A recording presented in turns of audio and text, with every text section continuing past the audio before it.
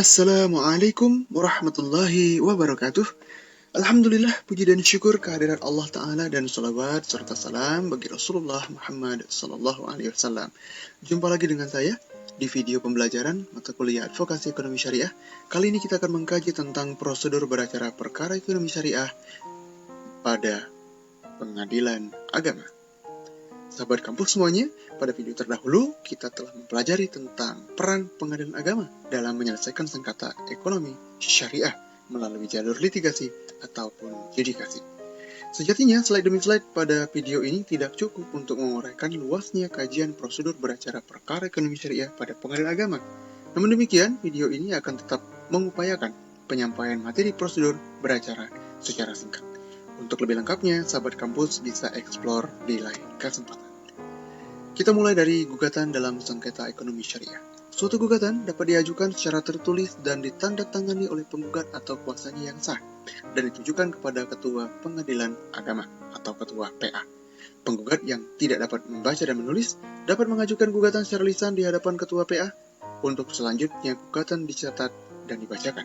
Setelah selesai dibacakan dan disetujui oleh pihak penggugat, kemudian ketua PA menandatanganinya.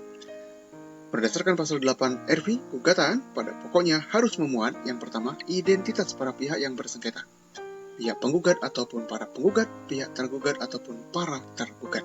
Yang kedua, posita atau fundamentum petendi, peristiwa yang melatar belakangi munculnya gugatan dan dasar hukumnya. Kemudian ketiga, petitum atau tuntutan. Ia dapat berupa tuntutan primer, tuntutan tambahan, dan juga tuntutan subsidiar yang disiapkan sebagai alternatif dari tuntutan primer dan tambahan. Lanjut, kewenangan relatif dan kewenangan absolut terkait dengan kompetensi pengadilan agama. Kewenangan relatif adalah kewenangan pembagian kekuasaan mengadili antara jenis pengadilan yang sama tergantung pada tempat tinggal tergugat. Di sini berlaku asas actor sequatur forum rei. Sedangkan kewenangan absolut adalah yang berhubungan dengan pembagian kewenangan mengadili antar lingkungan peradilan. Eksepsi atau tangkisan terhadap kewenangan absolut dapat diajukan setiap waktu selama proses pemeriksaan berlangsung. Apabila eksepsi ditolak, maka hakim memberikan putusan sela yang amarnya menolak eksepsi tersebut dan memerintahkan untuk pemeriksaan perkara. Putusan sela hanya dicatat dalam berita acara persidangan. Putusan sela yang tidak diterima oleh para pihak hanya akan dapat diajukan banding bersamaan dengan putusan akhir. Kemudian poin C, kuasa hukum dalam sengketa ekonomi syariah. Ada beberapa pihak yang dapat bertindak sebagai kuasa hukum, baik mewakili penggugat ataupun tergugat. Di antaranya adalah yang pertama advokat, yang kedua jaksa, yang ketiga biro hukum pemerintah, TNI ataupun Kejaksaan Republik Indonesia, direksi ataupun pengurus atau karyawan dari suatu badan hukum, kemudian mereka yang mendapatkan kuasa insidentil yang ditetapkan oleh ketua pengadilan, misalnya lembaga bantuan hukum, biro hukum TNI ataupun biro hukum Polri.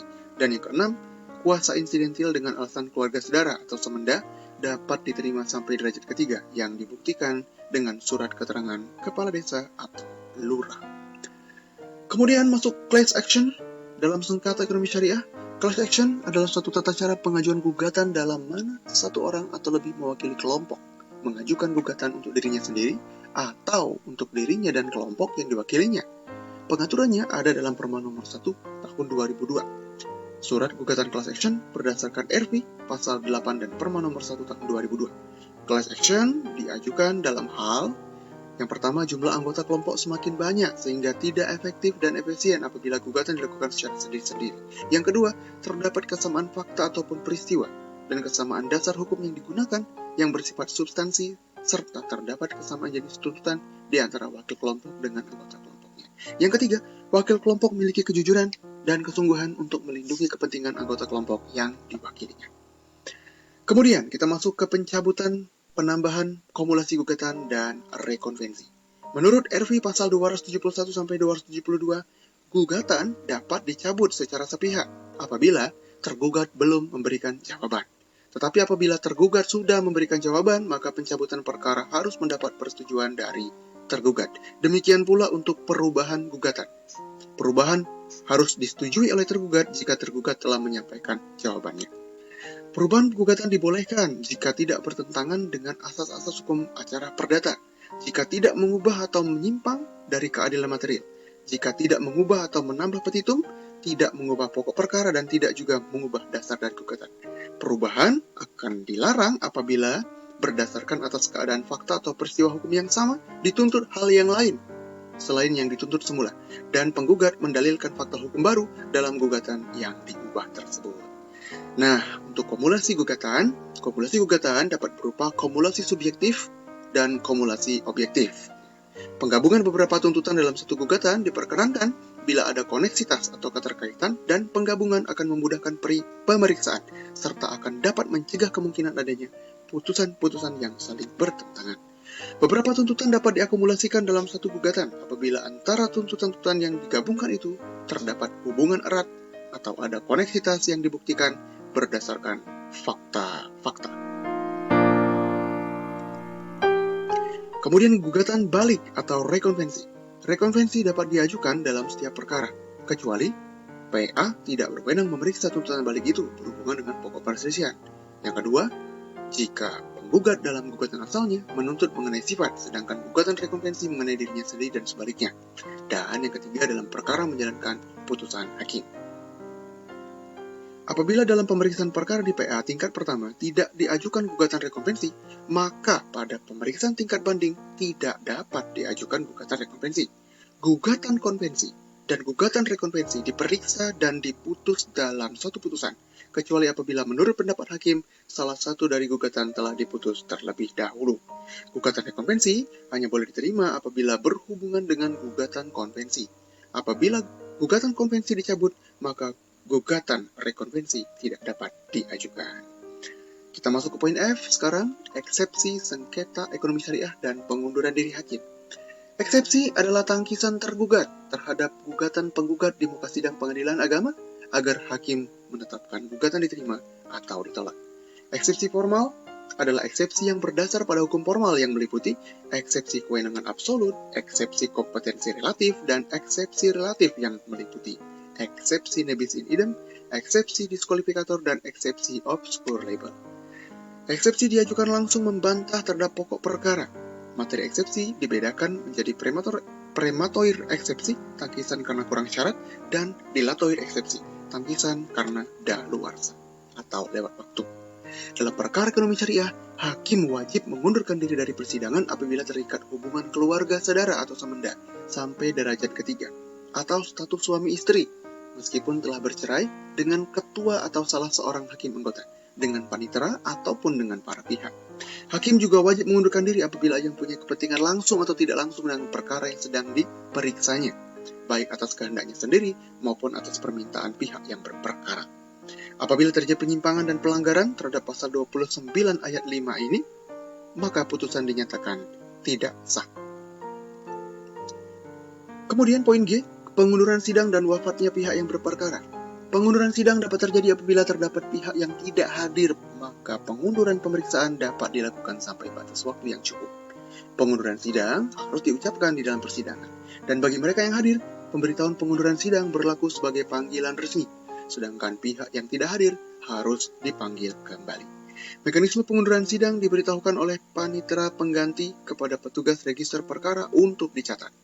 Dalam hal penggugat atau tergugat meninggal dunia, maka ahli waris dapat melanjutkan perkaranya. Apabila wafatnya tergugat terjadi dalam proses pemeriksaan perkara, maka perkara harus dicabut terlebih dahulu oleh penggugat. Selanjutnya penggugat dapat mengajukan gugatan kembali kepada ahli waris tergugat. Kemudian perkara versek, dan masuknya pihak ketiga dalam perkara ekonomi syariah. Penyelesaian perkara dengan cara versek diatur dalam Surat Edaran Mahkamah Agung nomor 9 tahun 1964 dan pasal 105 ayat 1 HIR. Gugatan dapat dikabulkan dengan versek jika tergugat atau para tergugat tidak datang pada hari sidang pertama yang telah ditentukan atau tidak mengirimkan jawaban. Tergugat atau para tergugat tersebut tidak mengirimkan wakil atau kuasanya yang sah untuk menghadap atau tidak mengirimkan jawaban. Tergugat atau para tergugat telah dipanggil dengan patut dan gugatan beralasan dan berdasarkan hukum. Dalam hal tergugat tidak hadir pada panggilan sidang pertama dan tidak mengirim kuasanya yang sah, tetapi ia mengajukan jawaban tertulis berupa tangkisan tentang ketidakwenangan PA mengadili, maka perkara diputus berdasarkan pasal 125 HIR. Mengenai verset diatur dalam pasal 129 HIR atau pasal 153 RBG. Tergugat yang dihukum versek berhak mengajukan verset perlawanan dalam waktu 14 hari sejak tanggal pemberitahuan putusan Versek. Hakim yang memeriksa perkara Versek atas putusan Versek harus memeriksa gugatan yang telah diputus secara keseluruhan. Pemeriksaan secara biasa itu berdasarkan pasal 199 ayat 3 HIR, pasal 153 ayat 3 RBG, dan Surat Edaran Mahkamah Agung nomor 9 tahun 1964. Kemudian masuknya pihak ketiga dalam sengketa ekonomi syariah. Ada jenis keterlibatan pihak ketiga dalam sengketa. Ya. Yang pertama ada fogging, yang kedua Tussenkoms, dan yang ketiga ada Frisch-Waring. Kemudian mediasi dalam perkara ekonomi syariah.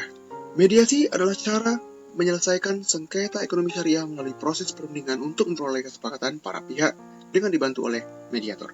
Mediator adalah mereka yang memiliki sertifikat mediator, dan mereka yang tanpa memiliki sertifikat mediator tetapi berada dalam wilayah PA. Ya, maka hakim berwenang menjalankan fungsi mediator itu. Keberadaannya adalah sebagai pihak netral yang membantu para pihak dalam proses perundingan guna mencari berbagai kemungkinan penyelesaian sengketa tanpa menggunakan cara memutus atau memaksakan sebuah penyelesaian. Hakim wajib mendamaikan kedua belah pihak. Usaha itu tidak terbatas pada hari pertama, melainkan dapat dilakukan di hari-hari sidang selanjutnya meski taraf pemeriksaan terus berlanjut. Semua perkara ekonomi syariah harus didahului dengan mediasi, kecuali dalam hal keberatan atas putusan Badan Penyelesaian Sengketa Konsumen dan keberatan atas putusan Komisi Pengawasan Persaingan Usaha. Keengganan menempuh prosedur mediasi dalam perkara ekonomi syariah merupakan pelanggaran terhadap pasal 130 HIR dan atau 154 RBG yang dapat berakibat putusan batal demi hukum. Proses mediasi dilakukan secara tertutup, hanya dihadiri oleh para pihak atau kuasa hukum mereka dan mediator serta pihak lain yang diizinkan oleh para pihak. Isinya pun juga bersifat tertutup, tidak untuk dipublikasikan. Jika usaha perdamaian berhasil, maka dibuat akta perdamaian yang berisi kesepakatan perdamaian dan putusan hakim yang menguatkan. Kesepakatan harus dibaca oleh hakim di muka sidang sebelum diputuskan untuk ditaati kedua belah pihak. Kemudian kita masuk ke proses pembuktian sengketa ekonomi syariah. Hanya dalil yang disangkal saja yang wajib dibuktikan. Untuk dalil yang tidak disangkal, maka tidak perlu ada pembuktian. Terdapat beberapa jenis alat bukti berdasarkan pasal 164 HIR, yakni bukti surat, bukti saksi, persangkaan, pengakuan, dan sumpah. Bukti akta atau surat atau akta otentik adalah surat yang dibuat oleh atau di hadapan pegawai umum yang berwenang untuk memberikan bukti yang cukup bagi kedua belah pihak dan ahli warisnya, serta sekalian orang yang mendapat hak daripadanya. Kemudian, hakim harus memperhatikan kesesuaian kesaksian saksi yang satu dengan saksi yang lainnya. Alasan atau sebab mengapa saksi-saksi memberikan keterangan, cara hidup saksi, adat dan martabat saksi, segala ihwal yang dapat mempengaruhi dipercaya atau tidaknya saksi. Kemudian, untuk pihak-pihak yang tidak dapat diajukan sebagai saksi atau yang tidak dapat menjadi saksi diatur dalam pasal 145 dan 146 ayat 1 HIR. Berkenaan dengan testimonium de auditu, testimonium de auditu adalah keterangan yang diperoleh saksi dan orang lain yang didengar tidak langsung didengarnya, tetapi ia dapatkan dari pihak ketiga atau orang lain. Kesaksian ini dapat dipergunakan sebagai sumber persangkaan saja. Pembuktian dalil harus dilengkapi bukti lain dan tidak hanya satu orang saksi saja, sesuai kaidah unus testis nullus testis. Kemudian ada persangkaan, pengakuan, dan sumpah. Dapat sahabat baca sendiri tentang persangkaan, pengakuan, dan sumpah ini. Untuk sumpah, ada dua jenis sumpah, ada sumpah suppletoire dan decisoire. Ini sudah pernah kita pelajari dalam hukum acara perdata. Baik, kita sudah di kesimpulan. Saya akan simpulkan beberapa inti dari kajian ini. Yang pertama, suatu gugatan harus memenuhi unsur identitas para pihak, posita dan petitumnya. Yang kedua, kewenangan relatif adalah kewenangan pembagian kekuasaan mengadili berdasar tempat tinggal tergugat, sedangkan kewenangan absolut adalah yang berhubungan dengan pembagian kewenangan mengadili antar lingkungan peradilan. Yang ketiga, pihak ketiga dapat masuk ke dalam sengketa perdata, dalam posisinya Frisch-Waring, Tussenkoms, maupun fogging. Yang keempat, mediasi adalah cara menyelesaikan sengketa ekonomi syariah melalui proses perundingan untuk memperoleh kesepakatan para pihak dengan dibantu oleh mediator. Dan yang terakhir, pembuktian dalam hukum acara pengadilan agama antara lain bukti tertulis, bukti saksi, persangkaan, pengakuan, dan sumpah. Demikian untuk hari ini, sampai bertemu di pertemuan berikutnya. Wabillahi taufiq wal hidayah. Assalamualaikum warahmatullahi wabarakatuh.